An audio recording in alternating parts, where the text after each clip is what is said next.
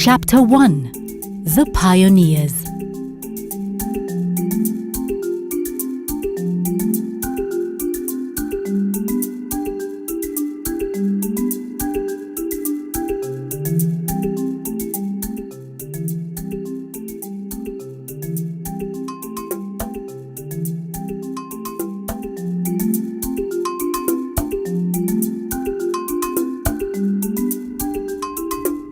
The story of electricity in East Africa dates back to 1881, when Sultan Sayyid Bargash bin Said of Zanzibar, inspired by his travels to Europe, seeks to replace the oil lamps lighting his palace and nearby streets with electricity.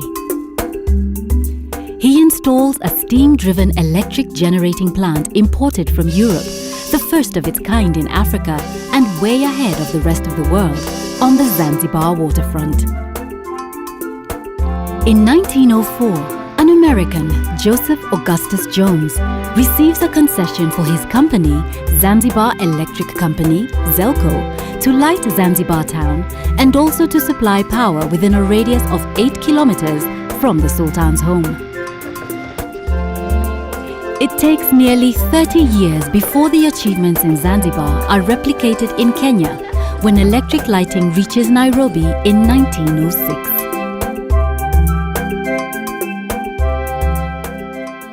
The Coming of Light is a 4-part, 110-year history journey into one of the oldest companies in East Africa, the Kenya Power and Lighting Company Limited. Chapter 1, The Pioneers, tells a story of the trailblazers who built the company from virtually nothing. Their crazy adventures, misdemeanors, and the company legacy they would leave behind for others to build upon to this day. In February 1903, a young British electrical engineer, Major Clement Herzl, arrives in Nairobi. The city was then infamously nicknamed Tinville by the early white settlers. On the 8th of April 1904, he receives a concession, Ordinance Number 13 from the Colonial Office, to exclusively supply Nairobi with electricity.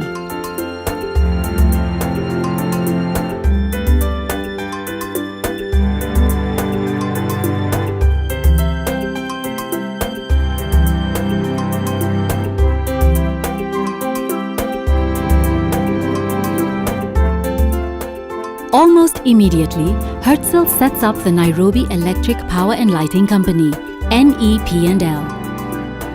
He also begins a layout of what he calls the Parklands plot, which would prove pivotal to Nairobi Electric's distribution planning. 3 years later, in March 1907, he starts the construction of a hydroelectric station at Ruiru, from where it would receive its power.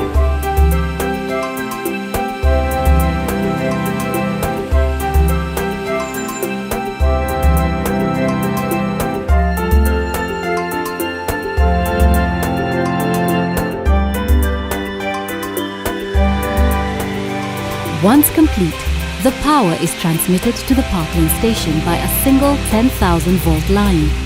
Once at Parklands, the 3-phase transformers step down the 10,000 volts to 2,500 volts.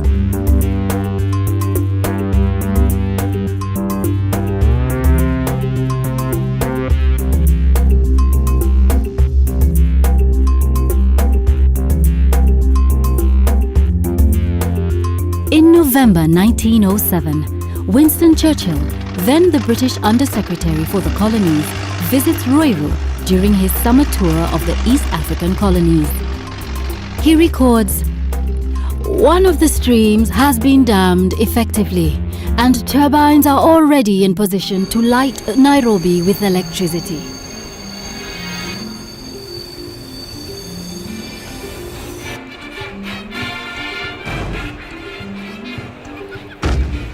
Come 1908, Herzl almost puts Nairobi Electric into liquidation.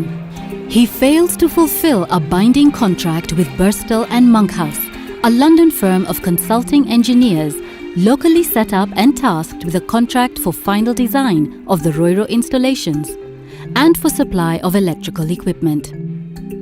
Consequently, he voluntarily forfeits his £5,000 sterling shareholding in order to salvage the company.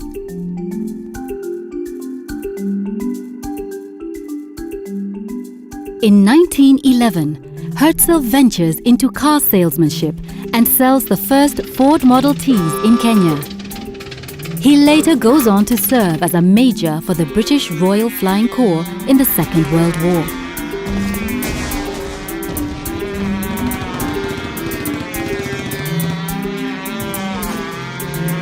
Major Clement Henry Armitage Herzl retires in the Mediterranean aboard his yacht, the Mabruki, named after his Limuru farm.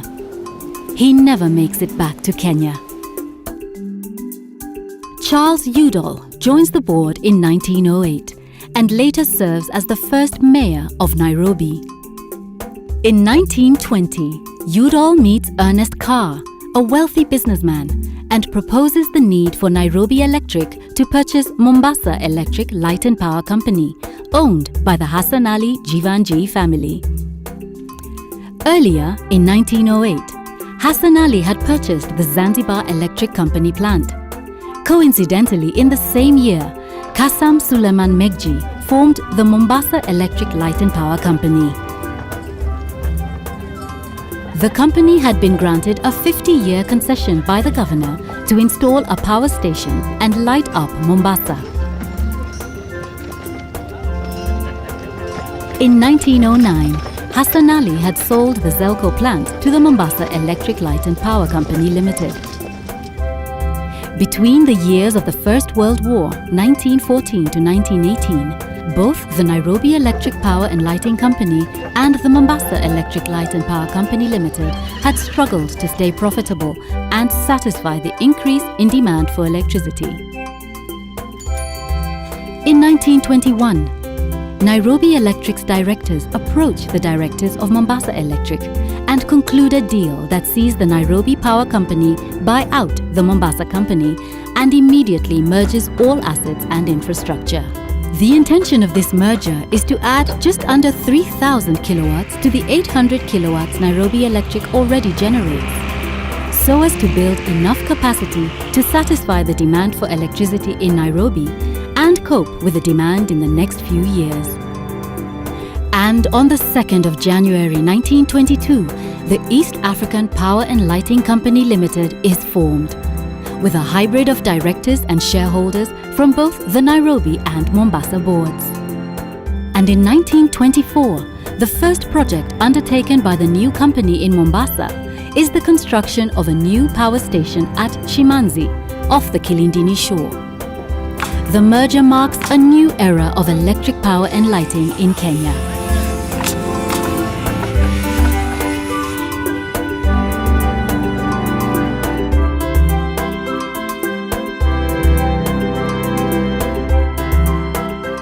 In 1923, EAP&L unsuccessfully floats its company shares in the world market, following which John G.B. Stone, in November 1924, initiates a move to appoint the Balfour Beatty Company as London managers so as to attract more financial capital.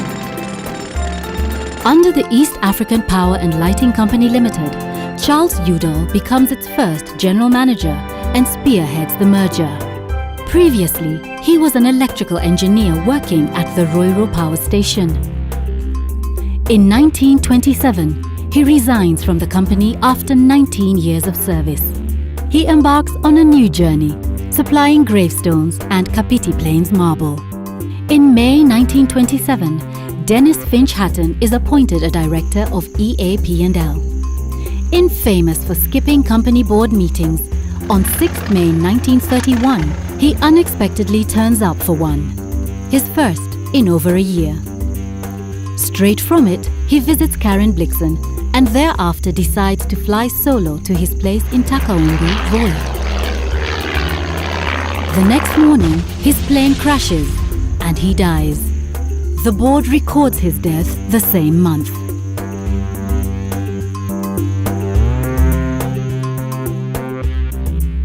In 1964, Robert Ouko is named the first African board member.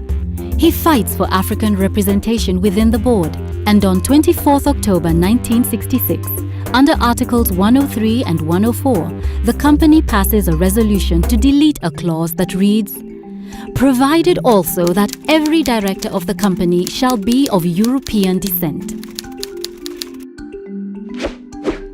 He later serves as Kenya's foreign minister from 1979 to 1983 and 1988 to 1990. Isaac Lugonzo joins the board in 1966. He is also elected Nairobi's first African mayor in 1967.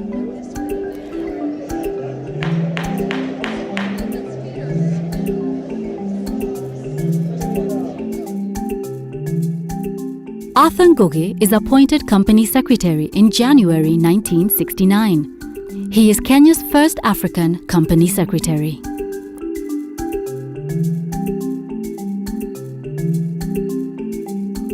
In 1970, Mr. Julius K. Geshau is appointed by the government as the chairman and the chief executive of the board of East African Power and Lighting Company Limited. Geshau had attended Church of Scotland Mission Primary School in Kikuyu for his early education and later Alliance High School. He then joined Ewing Christian College in India, where he graduated with honours in economics, political science and English in 1953. In 1956, he took his Masters of Arts studies at the London School of Economics, followed by an internship at the British American Tobacco in the UK. Geshau would work as a personnel manager for the East African Tobacco Company before being appointed to head the EAP&L. With that, we come to the end of part 1 of our story, The Pioneers.